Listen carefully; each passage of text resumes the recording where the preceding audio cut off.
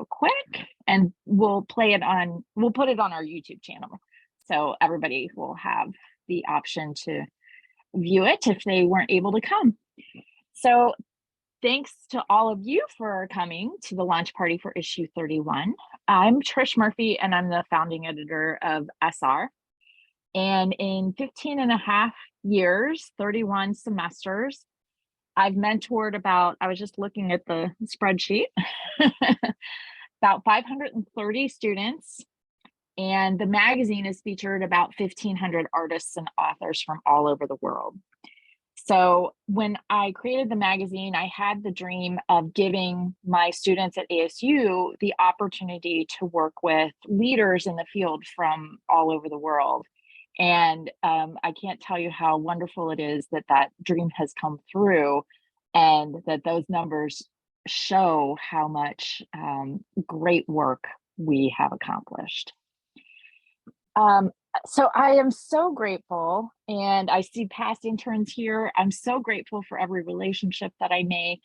One of my great joys is maintaining friendships and mentorships with students long after they graduate. I just had a student email me yesterday saying that she's kind of got a career pivot and could I connect her with someone. And I, like in the next 5 minutes, sent her 4 names and said, who do you want to talk to? Because I think that any of these people can help.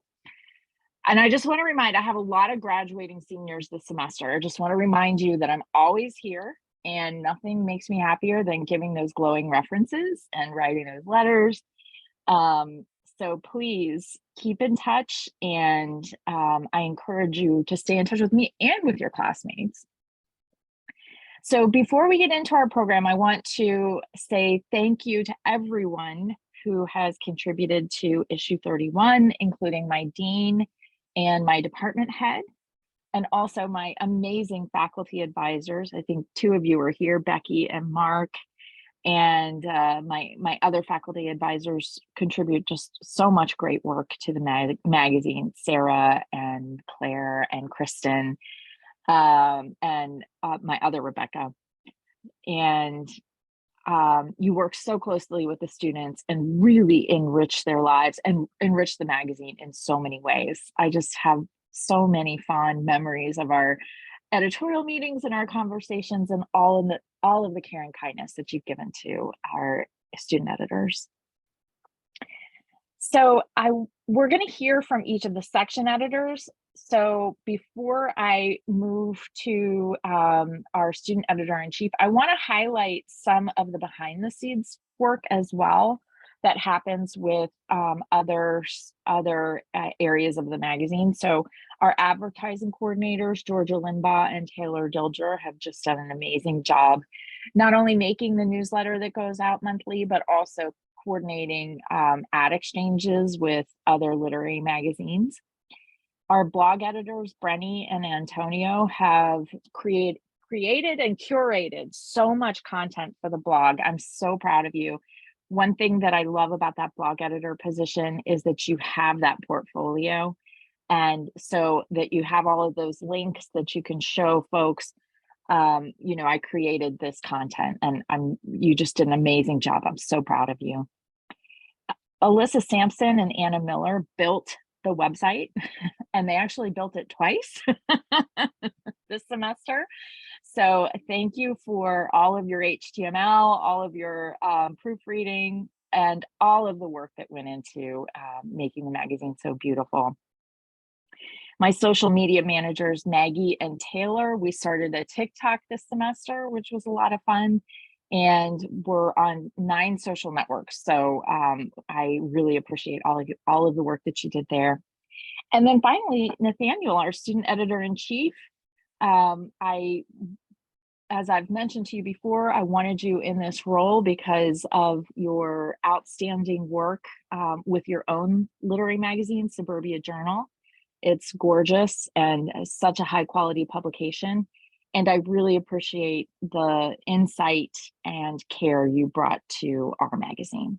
So I'm going to pass it over to you, Nathaniel, and I'll go on mute right now. Thank you so much, Trish. I really appreciate those words. We spent a lot of time on Suburbia, so I'm glad that it turned out half decent, for a year of work. But good morning, everybody. My name is Nathaniel, and I'm honored to be the student editor-in-chief for the spring 2023 semester in this launch of Superstition Review's 31st review issue, which is really cool. 31 issues. That's just, I can't even imagine doing 31 issues. But thank you, contributors, Trish, editors, trainees, readers, and friends for joining us today. We have always and will always appreciate your support of Superstition Review and its dedication to celebrating the incredible work of so many talented authors and artists, and the impressive effort of all the students and our founder, Trish, who make these issues possible. Your presences here today are a testament to the power of community, inclusivity, perseverance, and the importance of creating art. I'd also like to thank our student editors for all the work they've done this semester to release issue 31. Even though their school schedules are full and many work other jobs, they've tirelessly committed themselves to ensuring Superstition Review's continued success over these past several months. We'll hear from some of them later, but for now, thank you guys. Your efforts are greatly appreciated. I'd also like to thank our faculty advisors for all their guidance this semester. They were available during difficult hours to help us solve any issues that arose, and they provided much needed wisdom to us when we were lost. Finally, I'd like to thank Trish again for her presence, her poise, her kindness, and her understanding this semester. Whenever we had extenuating circumstances or challenges, she was always one text or phone call away, no matter the time of day or the fact she only had like 5 minutes in between meetings. The skills we've learned through this internship program and Trish's leadership have been invaluable. She's an incredible mentor, and I'm grateful that she's the founder of this review. And now I'd like to introduce our guest contributors who will be a part of our roundtable. We have Jay Nichelle, Stanley Stalker, Greg Marshall, Aurora Mattia. I could be butchering your name, I'm so sorry. And Yael Valencia Aldana. So Jay Nichelle is the author of the poetry chapbook The Porch from As Sanctuary, and her work has appeared in Animalie, which I'm also probably butchering, which I apologize for. Best New Poets, Muzzle Magazine, the Washington Square Review, the Offing Magazine, and elsewhere. Stanley Stalker is an African-American Mexican writer and the winner of a 2021 PEN America Dow Prize, a 2023 Creative Power Award, and a finalist for the 2022 Best Spiritual Literature Award in Fiction. Greg Marshall is a National Endowment for the Arts Fellow in Prose, a graduate of the Missioner Center for Writers. His work has been collected in the Best American Essays and has appeared in Fourth Genre, Foglifter, and Electric Literature, among other publications. Yael Valencia Aldana is a Caribbean Afro-Latinx writer and poet who earned her MFA in creative writing from Florida International University. Aurora Mattia's writing has appeared in Zoetrope, All Story, the Renaissance Society's exhibition 9 Lives, on her OnlyFans, and in RISD Museum's exhibition, Any Distance Between Us. As you can tell, my pronunciation is awful, so please bear with me as I ruin everyone's name and publications. So anyway, thank you guys. Thank you all for joining us. We'll now begin the round table. We're going to present some questions gathered from our interns. So we'll begin with question number 1. So my first question for you all is, when did you become a writer? At what point did the identity feel like it fit you? If anyone wants to take over.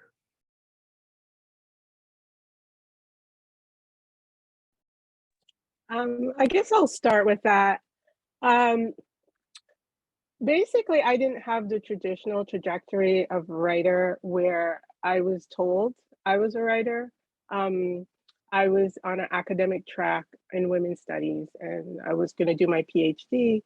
And people would tell me, "Oh, you're a good writer," and I'm like, "Okay, that's nice."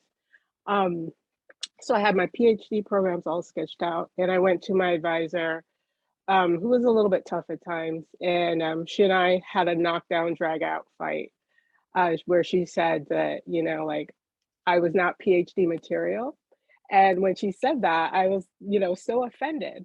But what she was meaning, and she later explained, is that the creative tilt I had to my writing would not survive a PhD program. And she didn't feel like I would be happy going through that process. So she recommended I um, do creative writing and pursue an MFA. So I did, and I have to say that I didn't feel like a writer until I was published. It was like, even though I'm coming at this older, I was like, okay, I'm like a baby writer. But when that first thing was published, I'm like, okay, I am officially a writer now.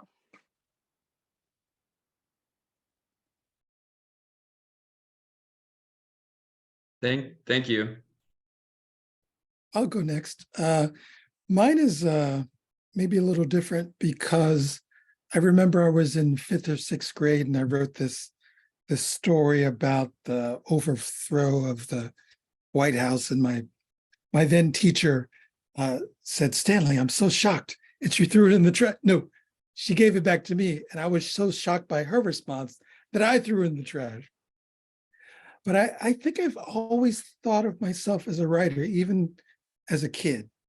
Even when I wasn't writing much, I started my novel, which I'm shopping around to agents, 20 years ago, and then just started submitting short stories about 3 years ago. But throughout my life, I've always thought of myself as a writer.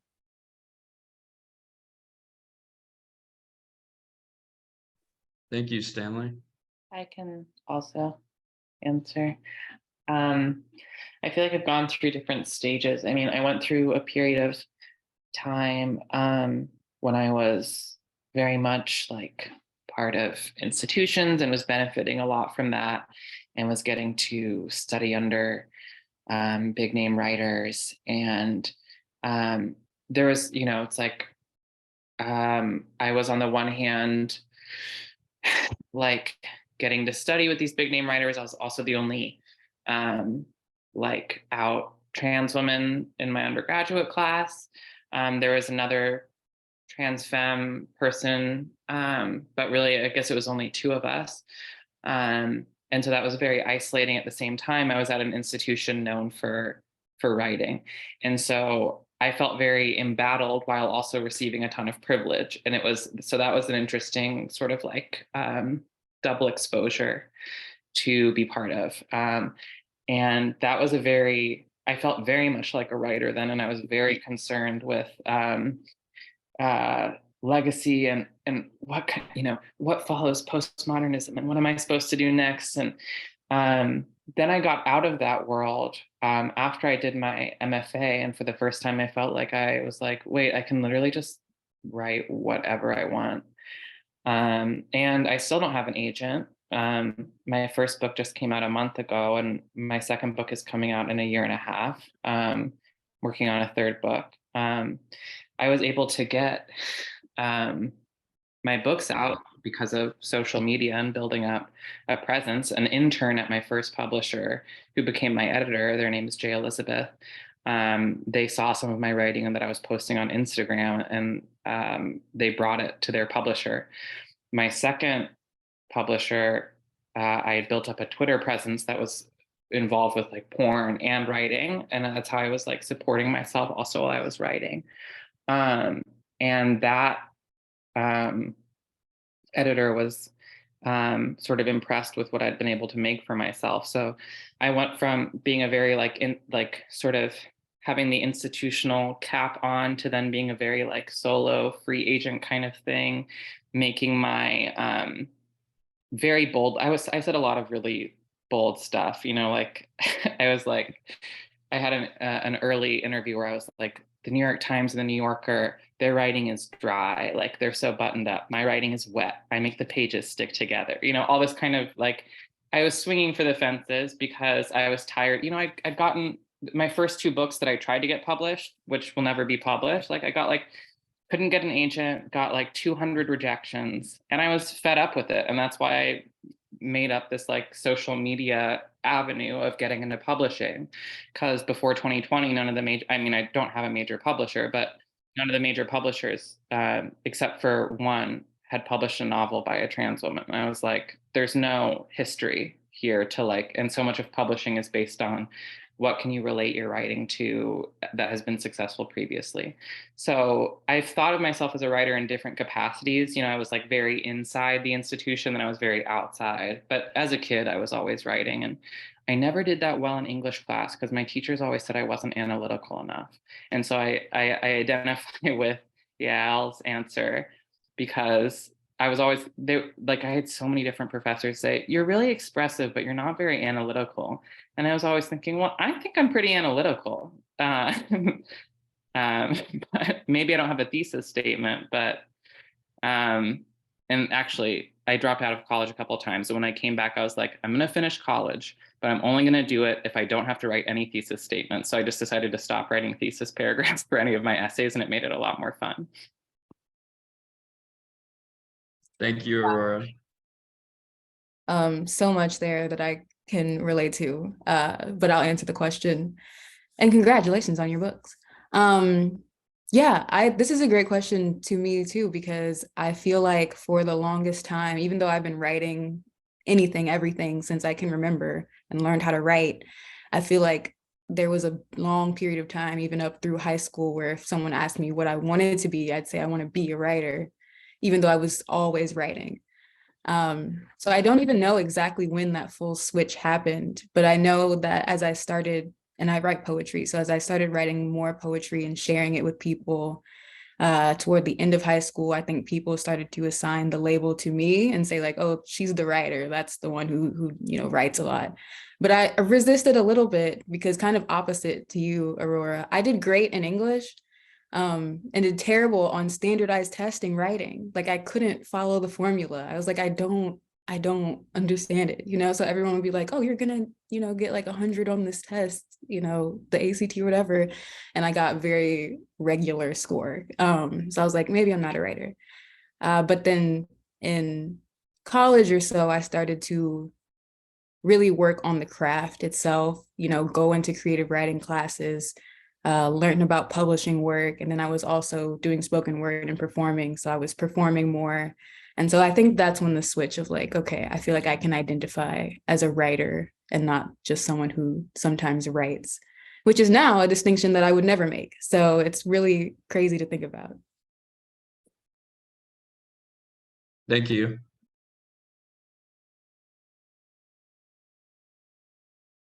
I can jump in. I love what folks have said about kind of where you fit into a writing tradition. And I think my traditions came from journalism, and then I got an MFA in fiction, and now I write nonfiction. And I love the idea of a community of people really coming together to build traditions that may not have existed. Like, for example, I don't know if you guys know Ryan O'Connell. He's a screenwriter, novelist, and he has a memoir, but he has a show on Netflix called Special, and he was in Queer as Folk. But he's the other gay guy with CP, cerebral palsy, who writes in kind of a writes humorously about like intimacy and kind of self-invention and family and all these things. And so one thing that I've learned recently that I've just so enjoyed is how you can kind of team up with people, who are like you, or, even people who write differently from you, but share identities with you. So I think in my latest phase of writing, I've really seen that power of community and of like building traditions kind of with folks that your work is in conversation with. So I think that I guess that's all I would have to add about kind of how I became a writer, but it's a constant process of becoming and, switching traditions and dabbling in all sorts of different things. Because I think to be a writer anymore, you kind of have to do it all, whether it's fiction or nonfiction or poetry. I feel like sometimes those lines are getting blurrier in kind of fun ways. Like, Maggie Smith, the poet, is, has like a best-selling memoir out right now. It's just kind of cool to see people kind of shift and turn and pivot over the course of kind of entire careers that hopefully like last as long as we're alive and as long as we want to be creative beings. Yeah. So anyway, just super interesting. Great to meet all of you. Great to meet you too, Greg. And thank you, everybody. That was awesome answers. Feel like I've read a book with how much I've learned off of just the few of you so far. So our second question is, and this is a similar one. Are there things you know now that you wish you would have known when you were first getting your works published? And what was the process like when publishing your very first piece, and how has that changed since then?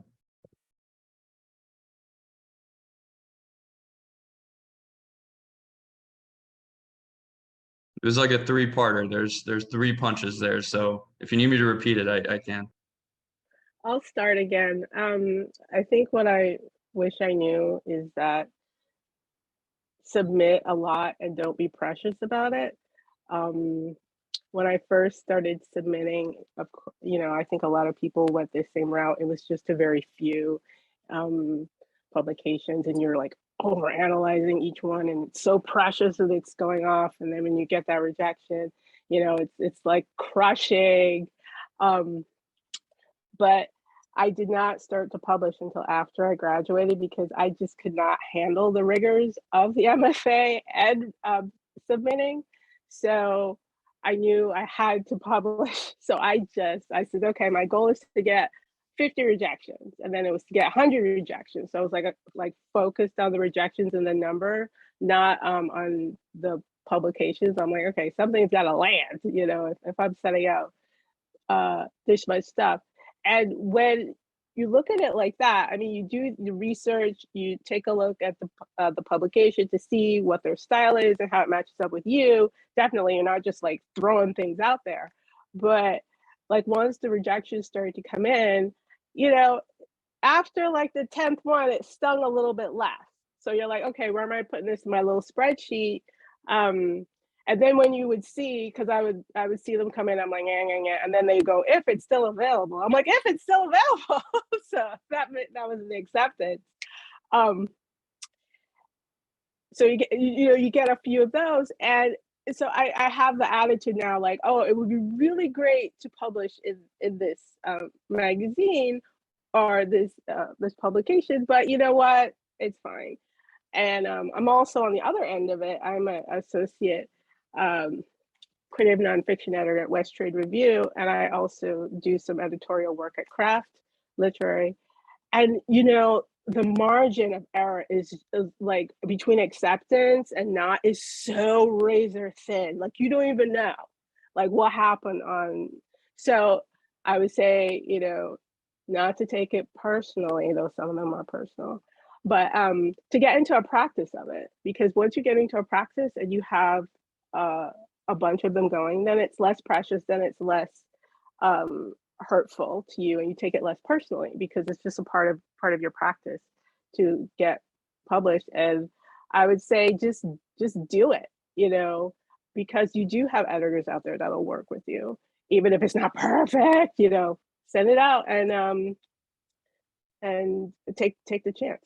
It's worth it, and do more than 15. I say do 50. I had a rejection that they implied that they had already accepted a robot whale story, so they were gonna have to let mine go. So like I don't even know. I can. Yeah. Oh, sorry. No, go ahead. So what I realized with my style, which is very Baroque, is the word that I would use for it, is people are going to like it or they don't. So I stopped trying to make like perfect finished pieces before submitting, because I was like laboring and I would just rack up rejections. And instead, I just started going with half finished pieces that give a sense of what I'm doing. And then once I get the acceptance and have the security of that, that's what I've done with my books. Like when I got my book accepted by my first publisher, Nightboat, I had written 75 pages and it ended up being about 300 pages. But this first 75 pages gave a very clear sense of what I was doing. And with my second book, I had written 2 stories. It's going to come out from Coffee House. I had written 2 of the stories, and I've now written like I think 4 more. But I was like, they're gonna know what I'm doing from these 2 stories, and that's what I have to offer. So I'm gonna do my best to like play my game of pretending that I'm the one with the power in this situation and say like, look, you can take it or not. And if not, like, I'll go somewhere else, because I'm not gonna keep writing unless I have the guarantee of a contract in advance. And then the other thing I'll say is that with my first story that I got published, it was published in Prairie Schooner. It was a first draft, and I was really excited because I was like, oh, I'm gonna get to work with an editor. What I didn't realize is like, I just didn't know at the time. It was, that magazine deals with a large number of pieces in each issue. And so they don't have the time to go through and do an editorial process with every writer. So it was just published as is, essentially. And then I felt like eaten up about that for years. I was like, oh no, like the only publication to my name. And so then what I did is I wrote more than 50% new material and finished the story and published it myself once I had a social media following. I had my best friend, who's a designer, design like a digital edition of it, and I sold it through my Twitter. And it was the most I'd ever made from a piece of writing up until that point. And I had had a couple of publications. I'd gotten the book deal. I'd been in a couple museums, but like I made more doing it myself, and I felt really satisfied to have total control over the work. And so I guess like what I would say about the process of publication is that like it can be redone, and there is a deep satisfaction in sometimes being able to just like do something totally yourself. And what I like about, there's a lot I don't like about social media, but what I do like is that it allows you to have a mix between more established outlets and then outlets where you get to have total control and total design, and people get to see a range of sort of like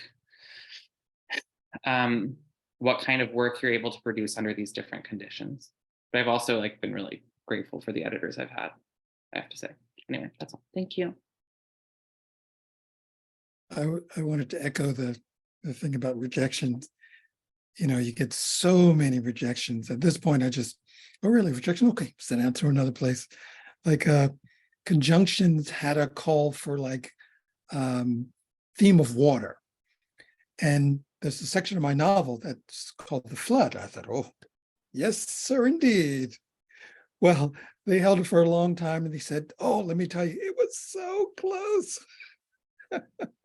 So that's going to happen a lot. So many rejections.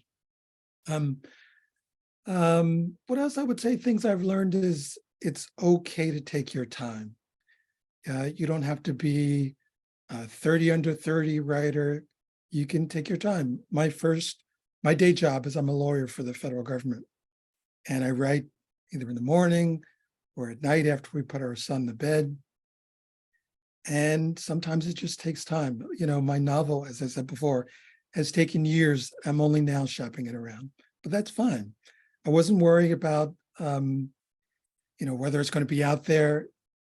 There's an old ad from the 1970s that says, no wine should be served before it's time. That's the way I think of my novel. It'll come out when it's ready. I'm ready for it to come out now, so I hope I get an agent.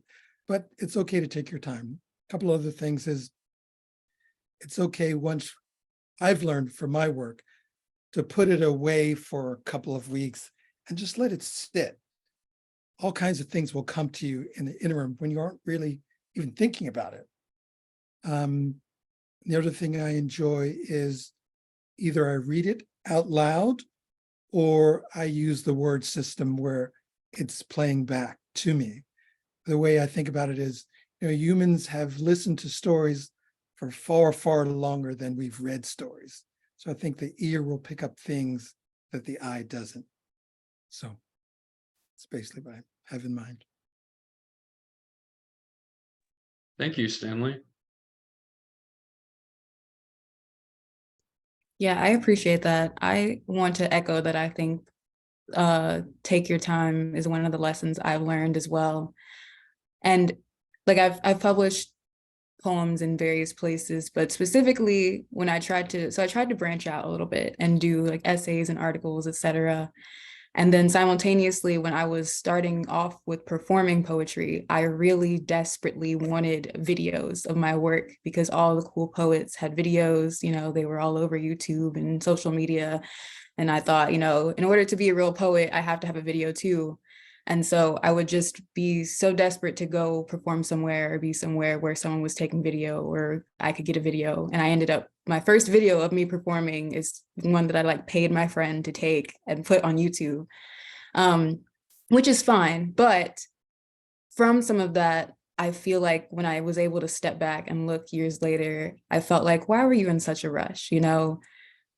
Some things, especially things on the internet and et cetera, they live in perpetuity and forever. So I think one of the things that I do now is just make sure that what I'm putting out feels like it really represents me. And of course, I don't know how I'll feel about it in a couple of years, but at least in that moment, I think that's where I am now.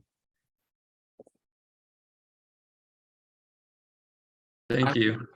Oh, I love to play this game. My husband is a novelist, and we're both around 40, and so it's been about 10 years since graduating from our MFA programs before we have books, which doesn't seem like that much time in the scheme of a life, but as we were failing for so long, it felt like a really long time.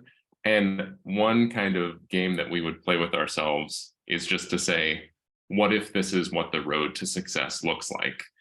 Sort of like, what if it's littered with these rejections and these lessons and these chances to sort of like just build our work and make it more complicated and more interesting, and that it can kind of just grow and change with us. But so I always liked kind of conceiving of those failures as just, hey, this is just what the path to success looks like, which I guess is what some of the other panelists have already said. But yeah, that was helpful to me. Thank you, Greg. I heard that, I don't know where I heard this. It could have been TikTok, I won't say, but I heard that like the average author publishes their first book in their 30s. So for all of us in our 20s, we can hold on. We are doing okay, as far as I know. Okay, and I think it's time for our third question. This will actually be our last question as well.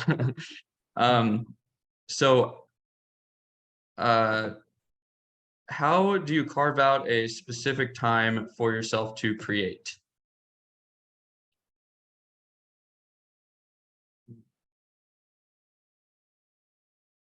Okay. I've been dealing with this a lot, so let me jump in here. And also let me just say thanks so much for putting this together and throwing out these thoughtful questions. So recently I was freelancing kind of full time and working for myself for a long time. And so I would be able to wake up in the morning and say, I'm carving out 3 hours today to create and work on my personal projects. And it's so great. And then like a year ago, I started working full time, and that's been nightmarish. So I've really been struggling to figure out how to find that creative time working, 9 to 5. And so I've tried everything that people suggest, right? I was like, I'm going to get up at 6 a.m. and blah, blah, blah. Or I'm going to, carve out 1 hour after work where I'm just immediately going to launch into my writing. And none of those things work. I'm not an early bird. I'm really just not. And I can't, I'm tired at the end of the day, and I can't just jump straight into writing and then have to do everything else. And I'm not even a night owl, so I can't be up at 12. Everything wasn't working. And what I ended up doing, at least right now, is letting go of the idea that I had to do something every day or even 3 times a day. And so now my creative time is really Sundays in the mornings. And that's, what it is right now. And that's the time that I know that I can be focused and interested and ready. And so I think letting go of expectation or what other people tell you should do and figuring out what works for you is how I've been able to do this right now. Thank you.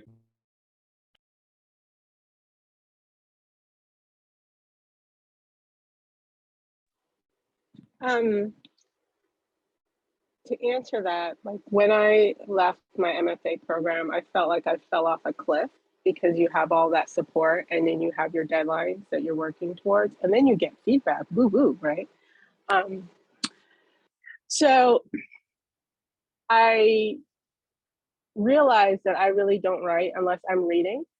So I'm constantly, I have all of these like poetry books all over the place, and I'm a multi-genre writer. I have a draft of my memoir. I'm a published poet, and I have published fiction as well.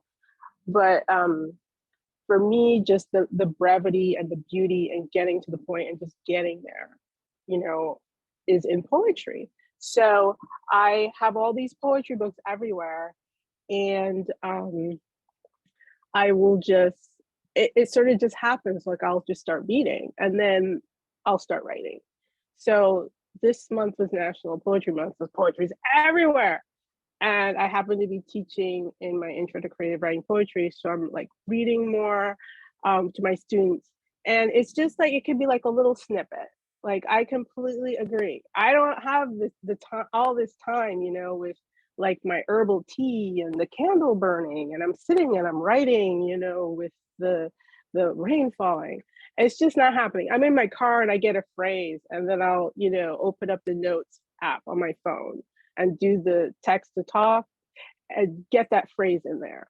Or, you know, just on a little scrap of paper, I'll write. And then sometimes when I'm lucky, you know, like a poem will just start coming, like as a draft, and it's like, sit and write this thing here. So, but all of that is mute if I'm not reading, or I'm not going to readings, or I'm not experiencing other people's creativity in some kind. It's like I've got nothing going on. Like if you put me in a cell and you're like, write something, we would have problems. So I agree that for me, a lot of these little things that people like put out on Instagram and Twitter, oh, do this, do for your writing practice. I sort of don't have a writing practice. It's like freewheeling, whatever I can do whenever I can do it. So, and I finally feel like outside of the MFA, like I do have an unwieldy practice, we'll say, but a practice that is getting work done. Thank you.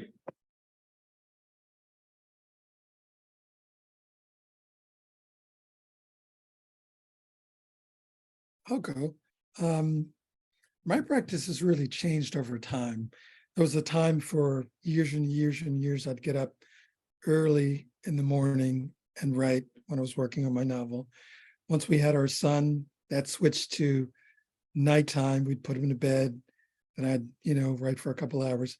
But by no means was it every day. It really depended on, you know, sometimes I had to work for my day job late or things like that, or it was only weekends. Every once in a while, I'd get time away, like for a long weekend away. It really varied, but you know, it's okay to have gaps. And I don't really believe in writer's block. I just feel like if you feel like you're not writing, you should be doing something else. You should be watching a movie or reading or going for a walk. You know, writing ideas and scenes will come up during that time when you're not writing. So it really varies for me.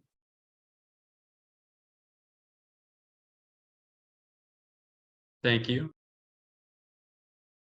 Oh, I'd just add, I love the idea of making sure that your time away is quality time, like, you know, not doom scrolling or not just hanging out on your phone or not just texting, but like actually doing one of those other artistic activities or just something fun, just kind of making sure that your time when you're not writing and not working can just be restorative and fun and kind of get the juices flowing. That's helped me. Yeah.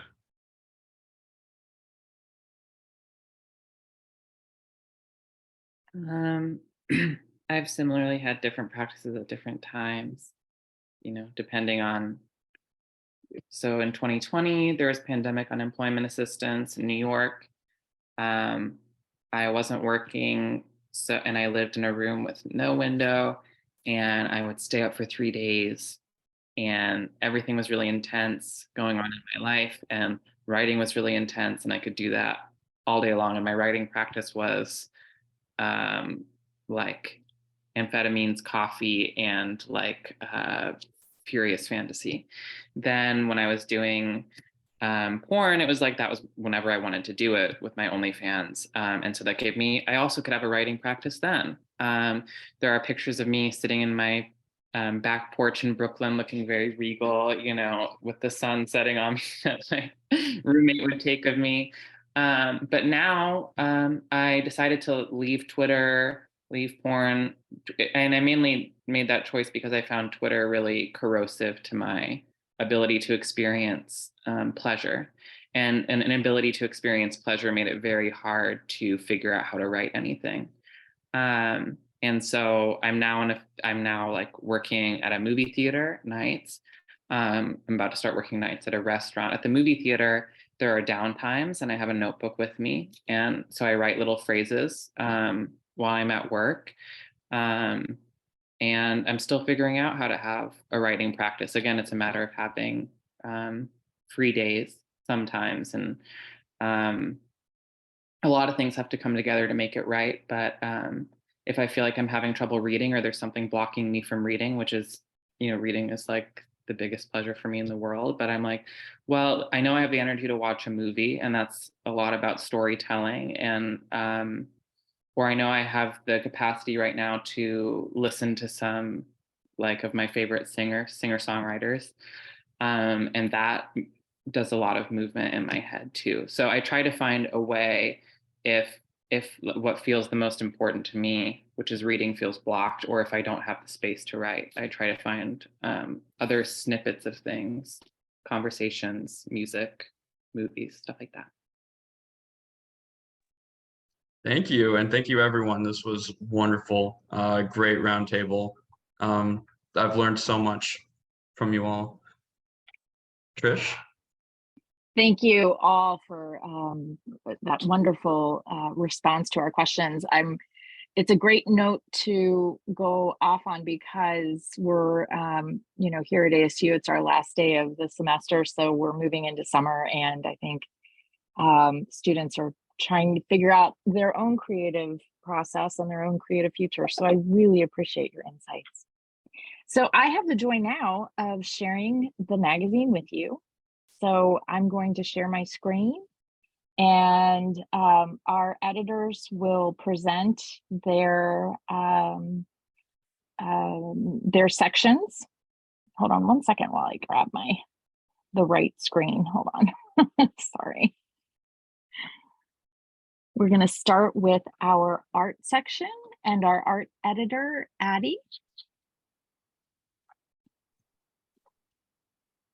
Addie, you ready to present for us? Yeah, okay. So being a part of issue 31 was a really rewarding experience, and each artist represented is so different in the work they present, but so alike in like the quality of their gifts. And so exposure to these pieces and conversations with them has helped me personally grow, both like academically and inspired me artistically. So I'll kind of do an overview of each of the artists that is presented, as well as their work. So we'll start with Abhishek Tiwala, and he has sculptures here, and his skillful sculptures of various body parts create a compelling commentary on the human condition. Yeah, so that's his. There's really interesting pieces there. With Beth Shook, she uses muted watercolors and graphite for the animals. She emphasizes the focal points of the images, which are the rabbits and birds that exist in front of her subtle backdrops. And then next we have Harry Leeds. His use of Photoshop and AI over his own personal photography create a kind of surreal tone, which challenges the viewer's eye. Yeah. And then Janelle's vibrant pieces focus on the human body, often emphasizing femininity and its inherent power. I really love the vibrant colors and everything that is represented in those pieces. And then with Kevin Sloan, we are honored to feature him on our cover, which is the accidental tourist that you see with the penguin. His paintings transcend boundaries, diving into the abstract while also touching on topics that affect our everyday world, including environmental as well as political and social themes. And then with Eli Henley, she creates complex atmospheres through the usage of her mixed media. Her pieces reveal more of themselves the more the viewer time spends with them. Very complex images that I love. And then with Rose B. Simpson, their work commands the viewer to reflect on the many modern societal traumas we may have faced in order to fully hear ourselves. And then with Tom Eggert, he solely relies on using wood as his primary material, which is really interesting. And his sculptures create a sense of illusion for the viewer. And this recurring theme of white cloths that you may notice within many of the pieces further emphasize this, adding an air of mystery and magic.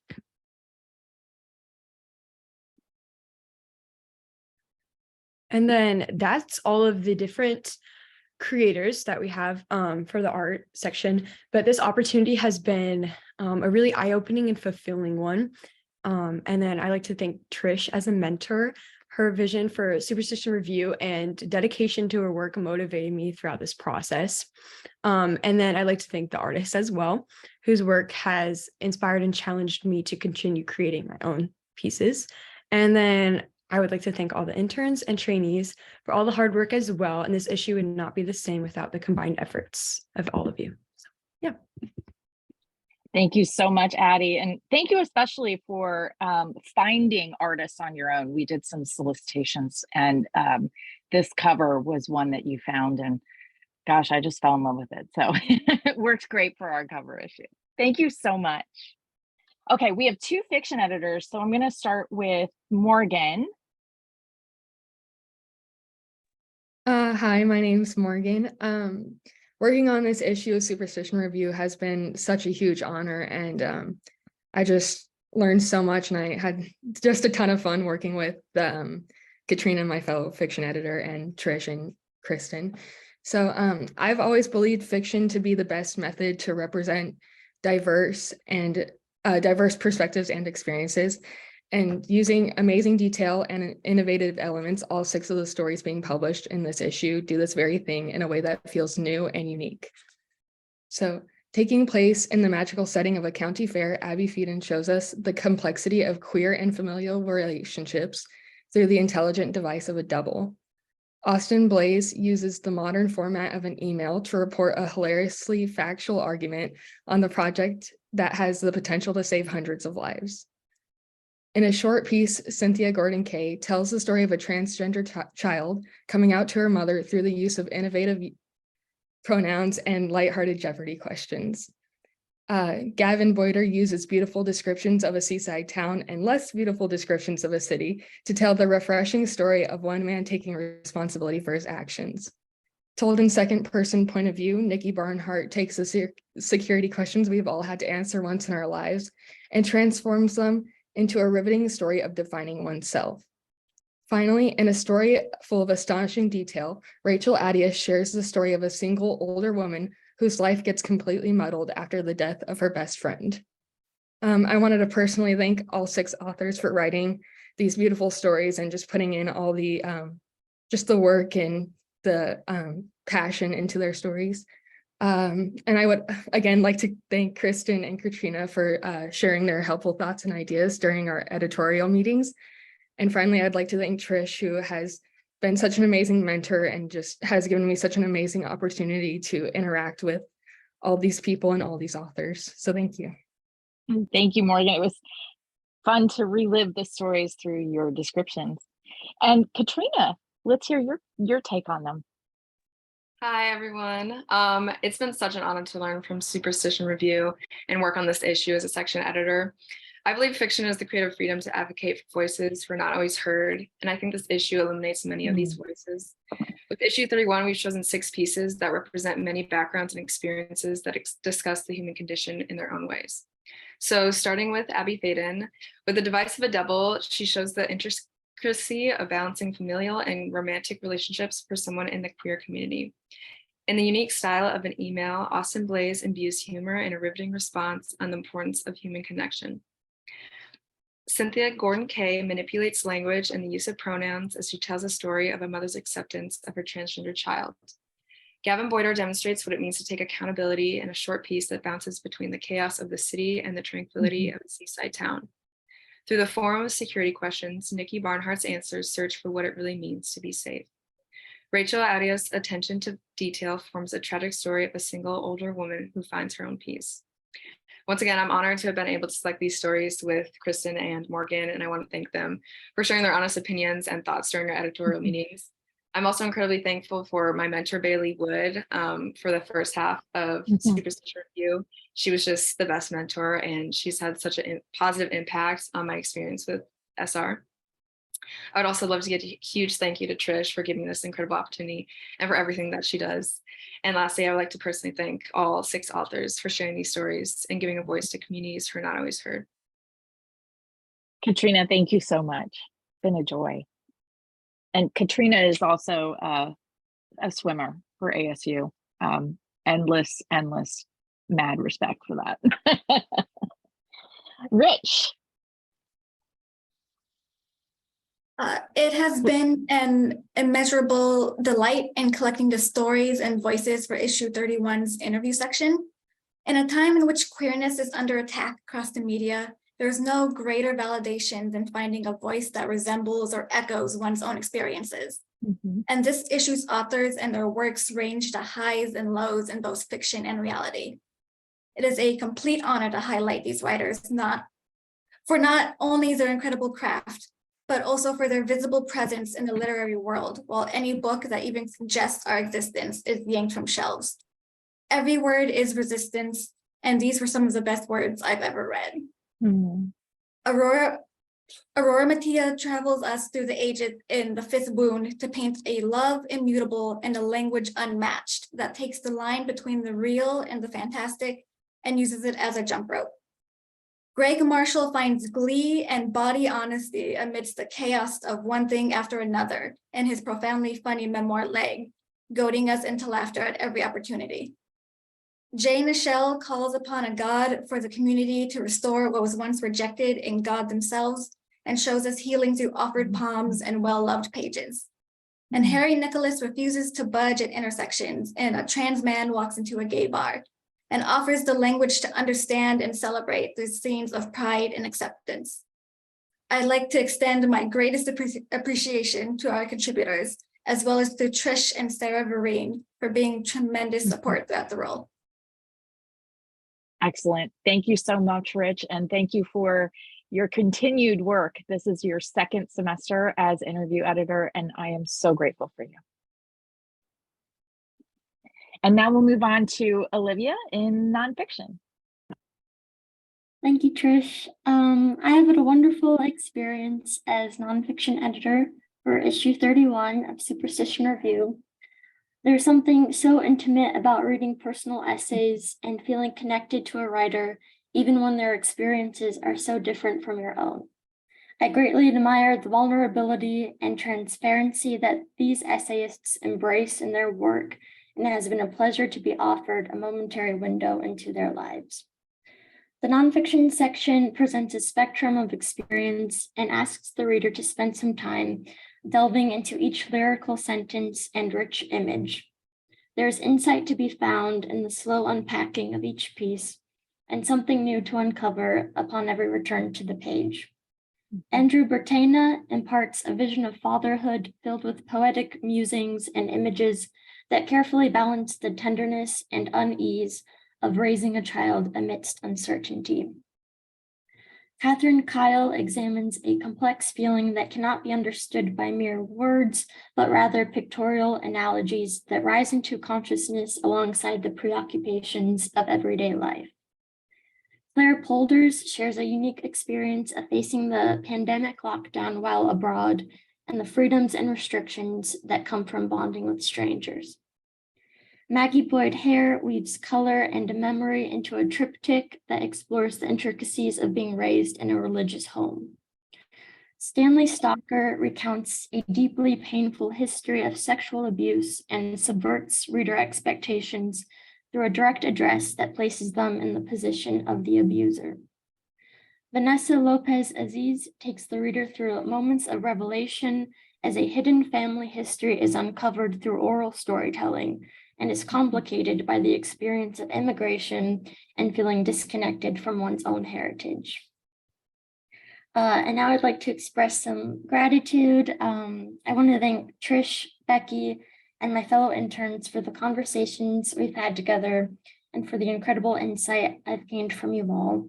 Trish, thank you so much for your endless generosity and kindness. You've helped me so much, and I greatly appreciate your mentorship. Becky, your honesty and wisdom as a reader and as a thinker are something I admire very much. Thank you for introducing me to new perspectives. And finally, a big thank you to the 6 talented authors who shared these essays and reminded me why I love and value reading the work of others. Thank you.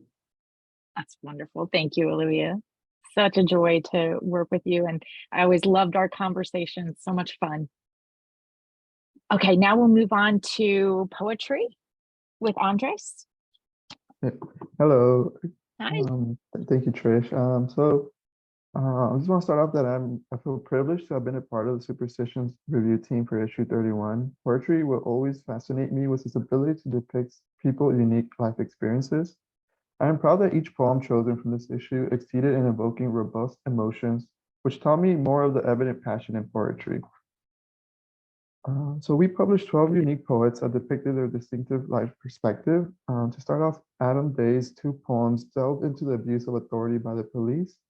And Ashley Kunsa focuses on her personal experiences with all aspects of love while also revealing a troubled marriage.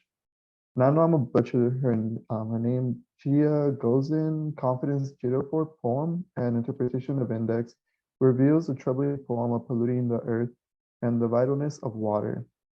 David Beagleson has a long poem with intriguing use of repetition and complex syntax in the beginning. Then he provides a switch up with dialogue and short sentences to keep the reader engaged. Flowery Conroy's poem both investigates the woman's intimate body from a naturalistic and societal perspective. Heather Truitt retrospectively writes about her experience growing up, and it ties back to her mental struggle in captivating a form. As well as Jane Swartz writes to depict a distraught speaker struggling to find a motive for action in a world filled with unstoppable adverse outcomes. John A. Nieves' poem vividly reflects a heartfelt and realistic situation of living with a loved one diagnosed with a terminal illness. K.G. Strayer also delves into the world of caring for someone ill, illustrating a vulnerable and surreal moment in their life. Kingsley Drake's poem, Wax Cylinder, is intricately written to follow a well-thought-out storyline. Sherry Vernon takes the reader on an adventure of the speaker's thought with short sentences that leave it up to the reader to interpret. And Yael Valencia Adlana impressively utilizes the significance of beauty and scars and connects them to the face of the person they love. And to end off, each poet has considerably been through distinctive experiences to divulge to the world's life's harsh and attractive realities. And finally, I'm forever thankful for this opportunity because not only did I learn about the role of a section editor, but I've also gained confidence in my ability to review literary work and my writing skills. And so it's all thanks to Trish and Mark, which helped me kind of guide me to this new experience that I kind of was struggling at the beginning of the semester. And I kind of learned my way through it and with the help of them and knowing that I have great mentors behind me. So thank you very much for everyone. Andres, thank you so much. And you have to promise to be in touch just so we can chat about poems again. Yeah, definitely. Thank you. So I think we've run out of time for questions, but if I can stay on for another few moments if anybody wants to ask any questions, but I know that many of you need to leave because we only reserved an hour. But I am so grateful for all of you.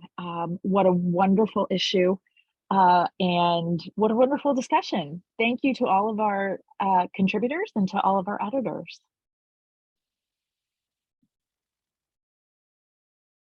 Thank you very much. Thank you so much. Thank you.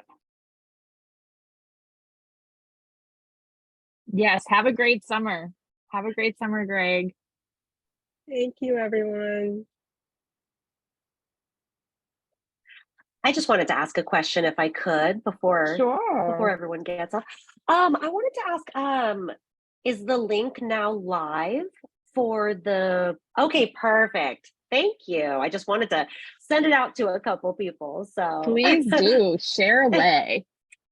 Yes, thank you so much for having me on your in your nonfiction section. I really enjoyed writing it and recording it. I didn't realize when I submitted it that there would also be a recording. So that was actually enjoyable to do. Yeah, we added that in about 2014, I think. And it's been, it complicates the process for contributors and for our web designers, but what a wonderful feature. It is so fun to listen to the contributors in their own voices. And Vanessa, thank you for your contribution. Yes, of course. Thank you so much. Yeah, I just wanted to say thank you again because, you know, you get different feelings about different magazines. You can really sense just from the website, because sometimes I'll go to websites and I'm like, I don't think so. But Yeah. this, you can feel the vibrancy and just hearing the students talk about their process. It just seems really unique and a really valuable way to run a literary magazine. So it really does show, it really does come across as a really lively enterprise. So I'm thankful for being part of it. That means so much to us, Stanley. Thank you so much. And thanks for being with us.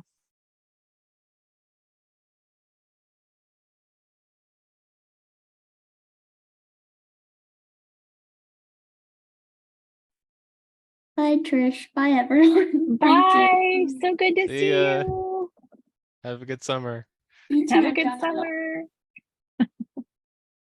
Just I'll go watching ahead. everyone leave. So I sad. know, it's sad. I'll go ahead and end the recording now. Thank you All so right. much, Nathaniel. Thank you, Trish.